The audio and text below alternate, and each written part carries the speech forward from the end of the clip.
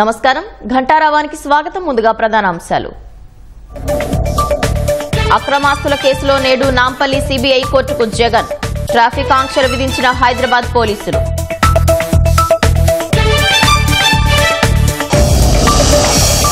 బీహార్ సీఎంగా ఇవాళ 10వ నితీష్ కుమార్ ప్రమాణ స్వీకారం.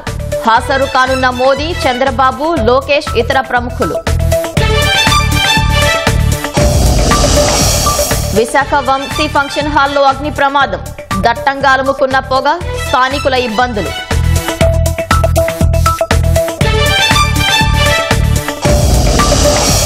లక్షద్వీప్, మాల్దీవులు సమీపంలో ఏర్పడిన అల్పపీడనం. పశ్చిమ వాయువ్య దిశగా కదిలి తుపానుగా మారే అవకాశం.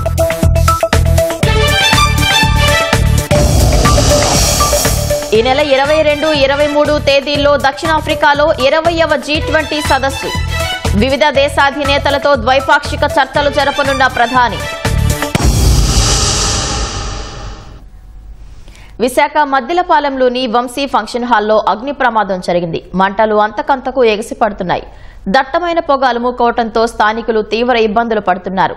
అగ్నిమాపక సిబ్బంది ఘటనా స్థలానికి చేరుకుని 3 ఫైర్ ఇంజన్లతో మంటలు ఆర్పేందుకు యత్నిస్తున్నారు. అగ్ని ప్రమాదానికి గల కారణాలు తెలియలేదు. ఇక ఇదే అంశానికి సంబంధించి మరింత సమాచారం మా ప్రతినిధి కూర్మరాజును అడిగి తెలుసుకుందాం.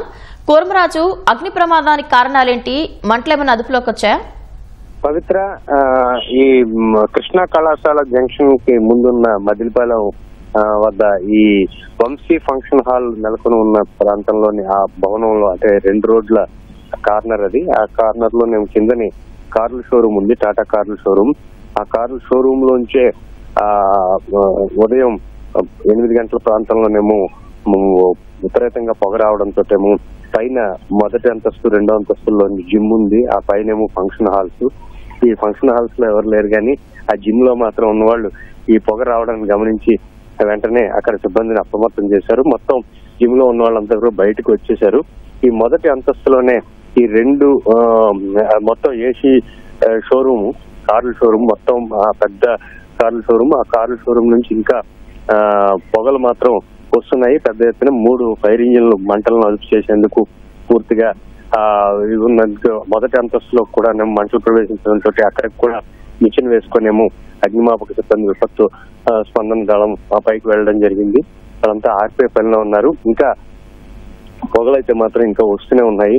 మంటల తీవ్రత పెరుగుతుందేమో అంచనా వస్తుంది. అంటే అందులో లోపల ఫోమ్ కు సంబంధించిన వస్తువులు ఏమున్నాయా, వాటిని ఆర్పేందుకు ఏ రకమైన మిగతా సహాయం అవసరం ఉందేమో అగ్నిమాపక సిబ్బంది చూస్తున్నారు. ప్రస్తుతం అయితే ఇంకా పూర్తిగా మంటలు అయితే అదుపులోకి రాలేదు.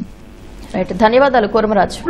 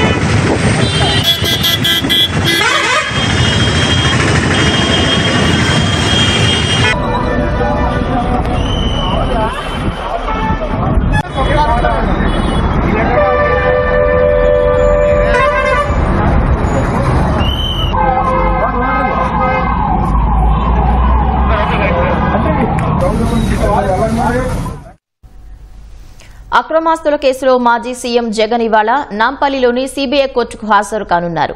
ఈ నెల 21వ తేదీలోపు హాజరు కావాలని సిబిఐ కోర్టు ఆదేశాలు జారీ చేయడంతో ఓ రోజు ముందే కోర్టుకు రావాలని జగన్ నిర్ణయించుకున్నారు. సిబిఐ కోర్టు అనుమతితో గత నెల జగన్ యూరప్ పర్యటనకు వెళ్లారు. తిరిగి వచ్చాక కోర్టు ఎదుట హాజరు కావాలని న్యాయస్థానం షరతు విధించింది. యూరప్ నుంచి తిరిగి వచ్చిన జగన్ వ్యక్తిగత హాజరు నుంచి మినహాయింపు ఇవ్వాలని లేదా ఆన్లైన్ హాజరయ్యేందుకు అనుమతి ఇవ్వాలని సీబీఐ కోర్టులో పిటిషన్ దాఖలు చేశారు. దీనిపై సీబీఐ అధికారులు తీవ్ర అభ్యంతరం వ్యక్తం చేశారు. అక్రమాస్తుల కేసులో జగన్ 6 ఏళ్లుగా కోర్టుకు హాజరు కావడం లేదని సీబీఐ పీపీ కోర్టు దృష్టికి తీసుకొచ్చారు. ఈ కేసులో డిశ్చార్జ్ పిటిషన్లపై రోజువారీ విచారణ జరుగుతున్నందున జగన్ హాజరయ్యేలా ఆదేశించాలని కోర్టును కోరారు. సీబీఐ వాదనను పరిగణలోకి తీసుకున్న సీబీఐ కోర్టు నవంబర్ 21వ తేదీలోపు నేరుగా విచారణకు రావాలని ఆదేశించింది. దీంతో జగన్ విధిలేని పరిస్థితిలో ఇవాళ కోర్టుకు హాజరు కావాలని నిర్ణయించుకున్నారు. అక్రమాస్తుల కేసులో వైసీపీ అధ్యక్షుడు మాజీ సీఎం జగన్ 2013 సెప్టెంబర్ నుంచి బెయిల్పై ఉన్నారు.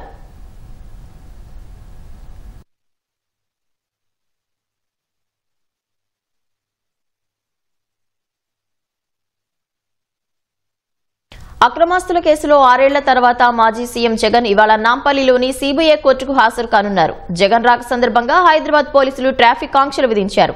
మరింత సమాచారం మా ప్రతినిధి శ్రీకాంత్ ప్రత్యక్ష ప్రసారం ద్వారా అందిస్తారు. అక్రమాస్తుల కేసులో మాజీ ముఖ్యమంత్రి జగన్ మరి కాసేపట్లో నాంపల్లిలోని సీబీఐ కోర్టులో విచారణకు హాజరు కానున్నారు. అయితే దాదాపు జగన్ పైన సీబీఐతో పాటు ఈడీ కేసులు కూడా నమోదయ్యాయి. ఈ కేసులన్నింటిలో అక్రమాస్తుల కేసులతో పాటు మనీ లాండరింగ్ సంబంధించిన కేసులని ఈ కేసులో దాదాపు 6 ఏళ్ల తర్వాత జగన్ మరోసారి సీబీఐ కోర్టుకు విచారణకు హాజరు కానున్నారు. అయితే గత నెల యూరోప్ పర్యటన సందర్భంగా అనుమతి ఇవ్వాలని చెప్పి జగన్ సీబీఐ కోర్టులో పిటిషన్ దాఖలు చేశారు. యూరోప్ పర్యటనకు అనుమతి ఇచ్చింది. అనుమతి ఇచ్చిన తర్వాత తిరిగి యూరోప్ పర్యటన ముగించుకొని తిరిగి హైదరాబాద్ అంటే స్వదేశానికి వచ్చిన తర్వాత కోర్టు ఎదుట హాజరు కావాలని చెప్పి కూడా ఈ సందర్భంగా షరతు విధించింది. సిబిఐ కోర్టు యూరోప్ పర్యటనకు అనుమతిస్తూ అందులో యూరోప్ పర్యటన ముగించుకొని వచ్చిన తర్వాత సిబిఐ కోర్టు ఎదుట విచారణకు హాజరు కావాలని చెప్పి షరతు విధించింది. అయితే ఈ పిటిషన్ అంటే జగన్ మాత్రం మరో పిటిషన్ కూడా దాఖలు చేశారు. ఏంటంటే తను వ్యక్తిగతంగా విచారణకు హాజరు కావాలని చెప్పి పిటిషన్ దాఖలు చేశారు. దీనికి సంబంధించి సిబిఐ అధికారులు మాత్రం తీవ్రంగా వ్యతిరేకించారు. ఒకవేళ వ్యక్తిగతంగా విచారణకు హాజరు కాలేని పక్షంలో కనీసం ఆన్లైన్లోనే హాజరు కావడానికి అవకాశం ఇవ్వాలని చెప్పి కూడా జగన్ పిటిషన్లో వాదనల సందర్భంగా కూడా గత విచారణ సందర్భంగా కూడా జగన్ తరపు న్యాయవాది కోర్టును కోరారు. అయితే సిబిఐ అధికారులు మాత్రం తీవ్రంగా వ్యతిరేకించారు. ఎందుకంటే ఈ కేసులో సిబిఐ ఈడీ అధికారులు నమోదు చేసిన కేసులో రోజువారీ విచారణ జరుగుతుంది. అంతేకాకుండా దీనిపైన డిశ్చార్జ్ పిటిషన్లు కూడా దాఖలు చేశారు. ఈ డిశ్చార్జ్ పిటిషన్లలో దీనికి సంబంధించి వాదనలు జరుగుతున్న రోజువారీ విచారణ జరుగుతుంది. కాబట్టి జగన్ గత దాదాపు 6 ఏళ్ల నుంచి కూడా వ్యక్తిగతంగా విచారణకు హాజరు కావడం లేదు. ముఖ్యమంత్రిగా ఉన్న సమయంలో మాత్రం ప్రజా ప్రయోజనకు సంబంధించిన పనుల్లో క్షణం తీరిక లేకుండా ఉన్నాను కాబట్టి వ్యక్తిగత హాజరు నుంచి మినహాయింపు ఇవ్వాలని కోరారు. అంతకుముందేమో భద్రతా కారణాలను చూపి వ్యక్తిగతంగా హాజరు నుంచి మినహాయింపు కోరారు. ఈ విధంగా దాదాపు 6 ఏళ్ల నుంచి కూడా వ్యక్తిగతంగా విచారణకు హాజరు కావడం లేదు కాబట్టి డిశ్చార్జ్ పిటిషన్లు ఉన్నాయి కాబట్టి వ్యక్తిగతంగా విచారణకు హాజరు కావాలని చెప్పి కూడా సిబిఐ అధికారుల తరపున సిబిఐ పబ్లిక్ ప్రాసిక్యూటర్ కూడా కోర్టు దృష్టికి తీసుకెళ్లారు. 2020 తర్వాత జనవరిలో సీఎం అయిన తర్వాత కూడా జగన్ ఒక్కసారి వ్యక్తిగతంగా విచారణకు హాజరయ్యారు. అప్పటి నుంచి కూడా మినహాయింపు పొందుతూ వస్తున్నారని చెప్పే విషయాన్ని కూడా సిబిఐ తరపు పీపీ కోర్టు దృష్టికి తీసుకెళ్లారు. ఇవన్నింటినీ పరిగణలోకి తీసుకున్న కోర్టు జగన్ వ్యక్తిగతంగా విచారణకు హాజరు కావాలని చెప్పి ఆదేశించింది. దీనికి ఈ నెల 21వ తేదీ సమయం ఇచ్చింది. 21వ తేదీ వరకు కూడా 21వ తేదీ లేపు విచారణకు హాజరు కావాలని చెప్పి గడువు ఇచ్చింది. జగన్ మాత్రం తన న్యాయవాదులతో చర్చించి 20వ తేదీ అంటే ఈ రోజే విచారణకు హాజరు కావాలని చెప్పి కూడా నిర్ణయించుకున్నారు. అయితే మరి కాసేపట్లో జగన్ వ్యక్తిగతంగా విచారణకు హాజరు కానున్నారు. అయితే ఇది జగన్ మాజీ సీఎం హోదాలో ఇక్కడ విచారణకు హాజరవుతున్నారు. అయితే ఆయన అనుచరులు కార్యకర్తలు కూడా ఇక్కడికి వచ్చే అవకాశం ఉందనే ఉద్దేశంతో పోలీసులు ముందస్తు జాగ్రత్తగా ఇక్కడ బందోబస్తు ఏర్పాటు చేశారు. Central zone additional DCP Anand నేతృత్వంలో కూడా ఆనంద్ ఆధ్వర్యంలో కూడా ఇక్కడ బందోబస్తు కూడా ఏర్పాటు చేశారు. పోలీసులు ముందస్తు జాగ్రత్తగా ఇక్కడ ఎందుకంటే ఈ సమయానికి ఇక్కడ నాంపల్లి కోర్టులో ఈ సమయానికి అందరు న్యాయవాదులు అందరూ కూడా న్యాయవాదులతో పాటు కక్షిదారులు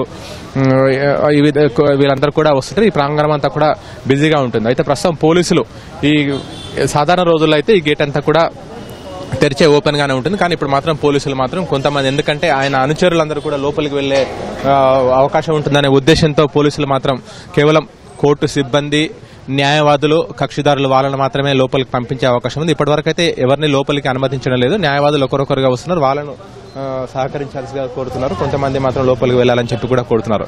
అయితే ఇక్కడ south zone central zone additional DCP ఆధ్వర్యంలో కూడా ఇక్కడ బందోబస్తు కొనసాగుతుంది. ఏసీపీతో పాటు పోలీసులు కూడా ఇక్కడ ఉన్నారు. అయితే ఇక్కడ న్యాయవాదులు కొంతమంది మాత్రం ఈ గేట్ తెరిచి ఉంచాలని చెప్పి కూడా కోరుతున్నప్పటికీ కూడా పోలీసులు మాత్రం విషయాలను వాళ్ళకి చెప్పి వేరే గేట్ నుంచి లోపలికి వెళ్లాలని చెప్పి కూడా పోలీసులు వాళ్ళకి సూచిస్తున్న న్యాయవాదులకి. మరి కాసేపట్లో జగన్ ఏపీ నుంచి బేగంపేట విమానాశ్రయానికి చేరుకొని అక్కడి నుంచి వాహనంలో ఇక్కడికి రానున్నారు. అయితే దీన్ని దృష్టిలో పెట్టుకునే పోలీసులంతా కూడా బందోబస్తు ఏర్పాటు చేస్తున్నారు. ఈ కోర్టు సిబిఐ ఈడీ కేసులకు సంబంధించి ఇప్పటికే సిబిఐ అధికారులతో పాటు ఈడీ అధికారులు కూడా దాదాపు 20 ఛార్జ్ షీట్లు కూడా నమోదు చేశారు. కాబట్టి దానికి సంబంధించిన రోజువారీ విచారణ జరుగుతుంది. అంతేకాకుండా డిశ్చార్జ్ పిటిషన్లు కూడా వేశారు.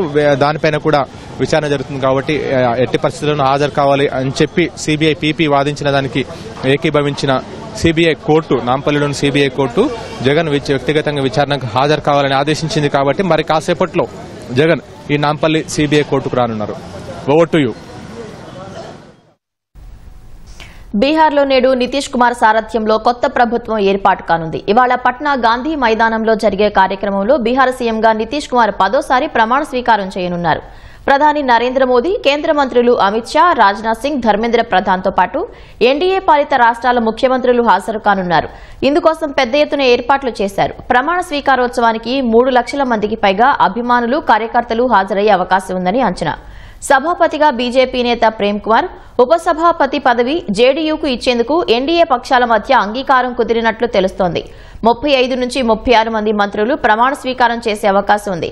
కొత్త కేబినెట్లో బీజేపీ నుంచి 16, జేడీయూ నుంచి 14 మంది మంత్రులకు చోటు దక్కనున్నట్లు తెలుస్తోంది. అందులో 6 కొత్తవారు ఉంటారని సమాచారం.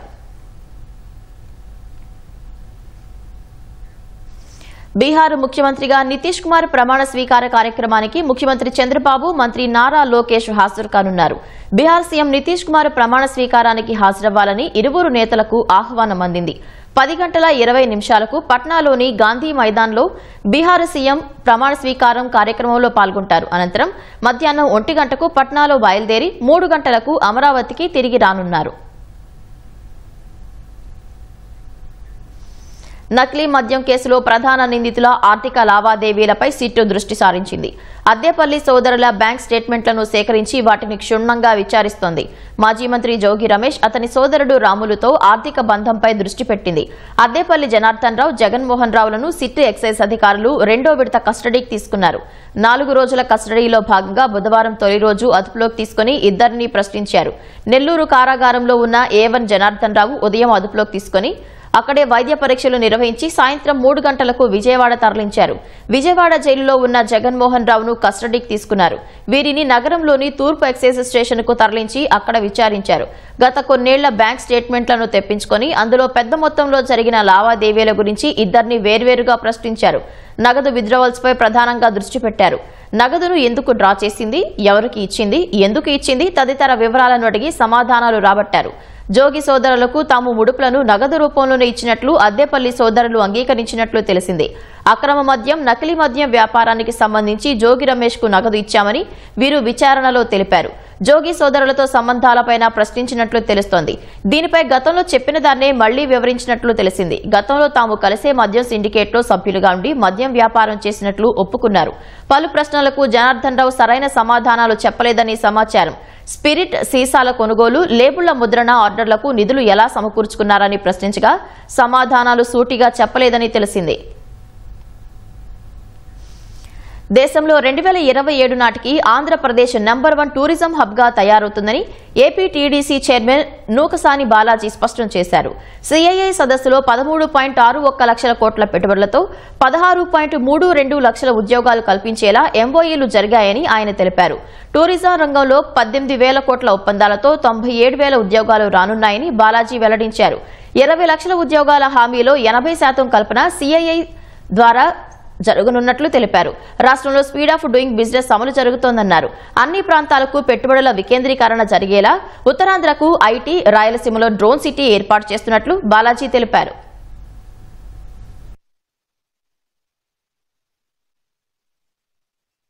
CI summit, confederation of Indian industry summit Vizag లో 2 రోజులు 14-15 జరిగితే రాష్ట్ర ముఖ్యమంత్రి చంద్రబాబు నాయుడు గారు ఏదైతే ఈ రాష్ట్ర అభివృద్ధికి తపన పడుతున్నాడో, కృషి చేస్తున్నారో, వచ్చినటువంటి పెట్టుబడిదారులు 613 ఒప్పందాల ద్వారా 13,25,716 కోట్ల పెట్టుబడులు పెట్టడానికి వచ్చారు.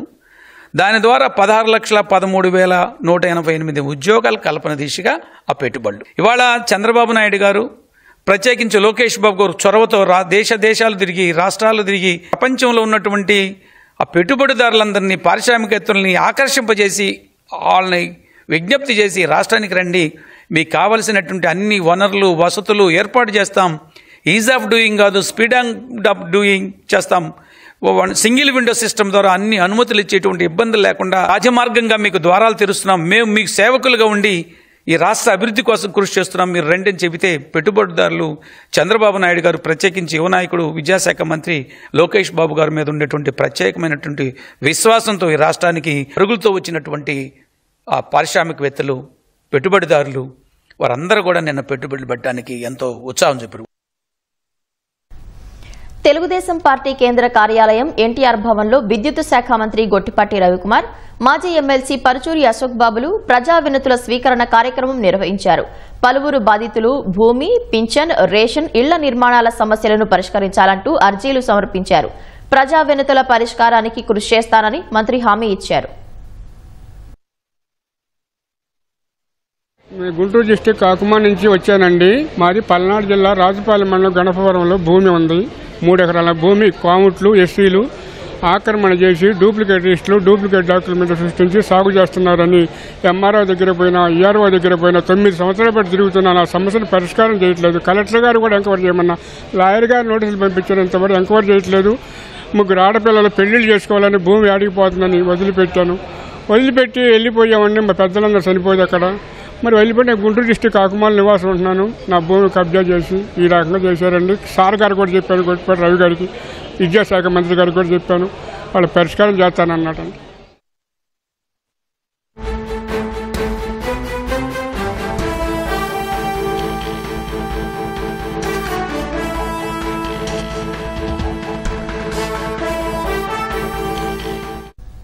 లక్షద్వీప్ మాల్దీవులు సమీపంలో అల్పపీడనం ఏర్పడింది. ఇది 22 నాటికి అల్పపీడనంగా మారి వాయువ్య దిశగా కదిలి తుపానుగా మారే అవకాశం ఉంది. మరింత సమాచారం మా ప్రతినిధి ఆదిత్య పవన్ అడిగి తెలుసుకుందాం. ఆదిత్య పవన్, అల్పపీడనం ప్రభావం ఎలా ఉండనుంది? ఏ ప్రాంతాలకు వర్ష సూచన ఉంది? మోన్సా తుఫాన్ ని ఇంకా నష్టాన్ని మర్చిపోకముందే మరొక వాయుగుండం బంగాళాఖాతంలో ఏర్పడే అవకాశం కనిపిస్తోంది. ప్రస్తుతం అయితే వాతావరణ పరిస్థితుల ప్రకారం లక్షద్వీప్ మరియు మాల్దీవుల దగ్గర ఒక అల్పపీడనం కొనసాగుతుంది. అదే ప్రాంతంలో సముద్ర మట్టానికి 5.8 కిలోమీటర్ల ఎత్తులో ఒక ఆవర్తనం కొనసాగుతుంది. మరొక వైపు ఈ నెల 22న ఆగ్నేయ బంగాళాఖాతంలో ఒక అల్పపీడనం ఏర్పడే అవకాశం ఉంది. ఈ అల్పపీడనం మరింత బలపడి 24వ తేదీన దక్షిణ బంగాళాఖాతంలో వాయుగుండంగా మారే అవకాశం ఉంది. ఇది పశ్చిమ వాయు దిశగా ప్రయాణం చేసి 25, 26వ తేదీ నాటికి బలాన్ని పుంజుకుని వాతావరణ పరిస్థితులు అనుకూలించినట్లయితే తుఫాన్ గా మారే అవకాశం ఉన్నట్టుగా భారత వాతావరణ శాఖ అంచనా వేస్తోంది. ప్రస్తుతం అయితే లక్షద్వీప్ దగ్గర ఉన్నటువంటి లక్షద్వీప్ మరియు మాల్దీవుల పరిసర ప్రాంతంలో అల్పపీడనం కొనసాగుతుంది. కొంతవరకు ఈ ప్రభావం అంటే ఈ వాతావరణ పరిస్థితి ప్రభావం 22వ తేదీ నాటికి ఆగ్నేయ బంగాళాఖాతంలో ఒక అల్పపీడనం ఏర్పడే అవకాశం స్పష్టంగా కనిపిస్తుంది. అల్పపీడనం ఏర్పడిన తర్వాత క్రమేపేది బలపడుతుంది. అయితే ముఖ్యంగా ఈ పరిణామాలతోటి 22వ తేదీ నుంచి 26వ తేదీ వరకు కోస్తాంధ్ర, రాయలసీమ ప్రాంతాల్లో చాలా చోట్ల వర్షాలు పడే అవకాశం ఉంది.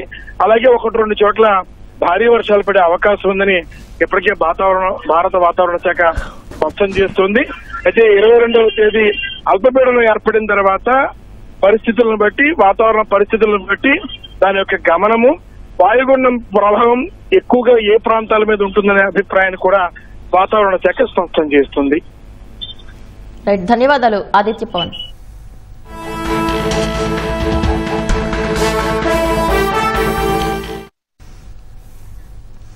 దక్షిణాఫ్రికాలో ఈ నెల 22, 23 తేదీల్లో జరిగే G20 సదస్సుకు ప్రధాని మోదీ హాజరు కానున్నారు. ఈ నెల 21 నుంచి 3 రోజుల పాటు జోహన్నెస్బర్గ్ లో ప్రధాని పర్యటించనున్నట్లు విదేశాంగ శాఖ ఓ ప్రకటన చేసింది. గ్లోబల్ సౌత్ లో వరుసగా 4వసారి జరుగుతున్న G20 శిఖరాగ్ర సమావేశంలో ప్రధాని 3 సెషన్లలో ప్రసంగిస్తారని వెల్లడించింది. సమగ్ర స్థిరమైన ఆర్థిక వృద్ధి, వాణిజ్యం, వాతావరణ మార్పులు, ఆహార వ్యవస్థలు, అరుదైన ఖనిజాలు, కృత్రిమ మేధస్సు వంటి అంశాలపై మాట్లాడనున్నట్లు విదేశాంగ శాఖ పేర్కొంది. వివిధ దేశాధినేతలతోనూ ద్వైపాక్షిక చర్చలు జరపనున్నట్లు తెలిపింది. అదేవిధంగా ఇండియా, బ్రెజిల్, దక్షిణాఫ్రికా నేతల సమావేశంలోనూ ప్రధాని మోదీ పాల్గొననున్నట్లు వెల్లడించింది. విశాఖ జిల్లా పద్మనాభంలో కార్తీక బహుళ అమావాస్య సందర్భంగా బుధవారం అనంత పద్మనాభస్వామి కొండమెట్ల కోటి దీపోత్సవం అంగరంగ వైభవంగా జరిగింది. భీమునిపట్నం నియోజకవర్గ ఎమ్మెల్యే గంటా శ్రీనివాసరావు కొండమెట్ల తొలి పావంచ వద్ద దీపోత్సవ కార్యక్రమాన్ని ప్రారంభించారు. సినీ హీరో బెల్లంకొండ శ్రీనివాస స్వామివారిని దర్శించుకున్నారు. అనంతరం దీపాలను వెలిగించి కోటి దీపోత్సవం వేడుకలను ప్రారంభించారు. 1278 కొండ మెట్లపై భక్తులు దీపాలను వెలిగించారు. దీపాల వెలుగుల్లో అనంత పద్మనాభుని కొండ ప్రాంతమంతా వెలుగులతో నిండిపోయింది.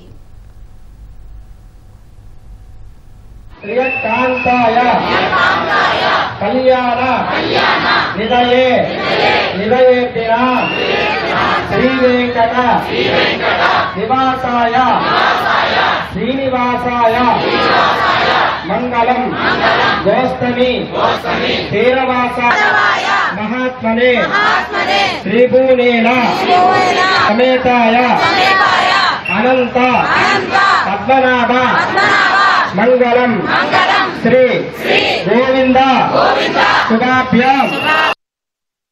పద్మనాభ స్వామి యొక్క దీపోత్సవానికి చాలా ప్రాశస్త్యం, ప్రాముఖ్యత, విశిష్టత ఉంది. దేశంలోనే కేరళలో ఉన్న అనంత పద్మనాభ స్వామి, రెండోది మన పద్మనాభంలో ఉన్న ఈ పద్మనాభ స్వామి. మరి వేలాది మందిగా భక్తులు తరలివస్తున్నటువంటి ఇప్పటికే చూస్తూ ఉంటే మొత్తం ఫుల్గా ప్యాక్డ్గా ఉంది.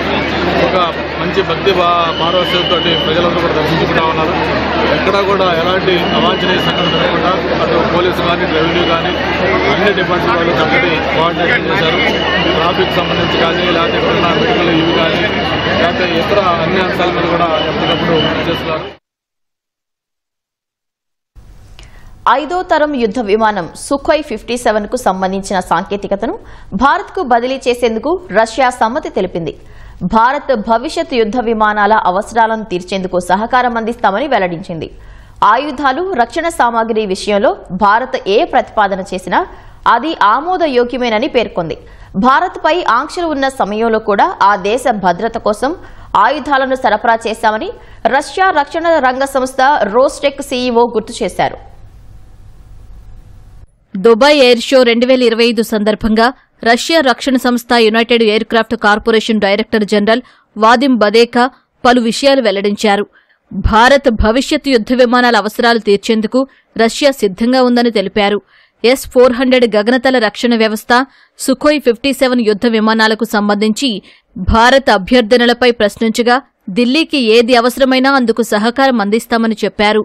సుఖోయ్ 57కు సంబంధించి భారత్ అభ్యర్థనలన్నీ ఆమోదయోగ్యమేనని వెల్లడించారు. ఈ అంశంపై భారత్తో లోతైన చర్చలు జరుగుతున్నాయని వివరించారు. రష్యాలో ఉత్పత్తి చేసిన సుఖోయ్ 57లను తొలుత భారత్కు సరఫరా చేస్తామని తెలిపారు. ఆ తర్వాత సాంకేతికతను బదిలీ చేసి భారత్లోనే ఉత్పత్తి చేస్తామని వాదిమ్ బదేకా తెలిపారు. AI, AESA రాడార్, ఆప్టిక్స్ సహా ఇతర పరిజ్ఞానాలపై భారత శాస్త్రవేత్తలకు శిక్షణ ఇస్తామని అన్నారు. భారత్తో కలిసి ట్విన్ సీటర్ యుద్ధ విమానాన్ని రూపొందించేందుకు రష్యా ఆసక్తిగా ఉందన్నారు.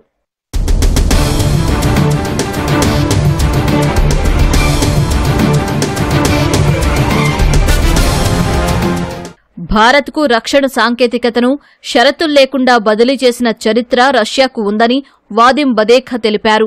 సాధారణంగా రక్షణ సాంకేతికత బదిలీలపై పశ్చిమ దేశాలు షరతులు పెడుతూ ఉంటాయని గుర్తు చేశారు. 6 దశాబ్దాలుగా ఉన్న బలమైన మైత్రి కారణంగా భారత్కు కీలక సాంకేతికతను బదిలీ చేశామని వివరించారు. అటు దేశీయ పరిజ్ఞానంతో 5వ తరం యుద్ధ విమానం advance medium combat aircraft అమ్కాను భారత్ రూపొందిస్తోంది.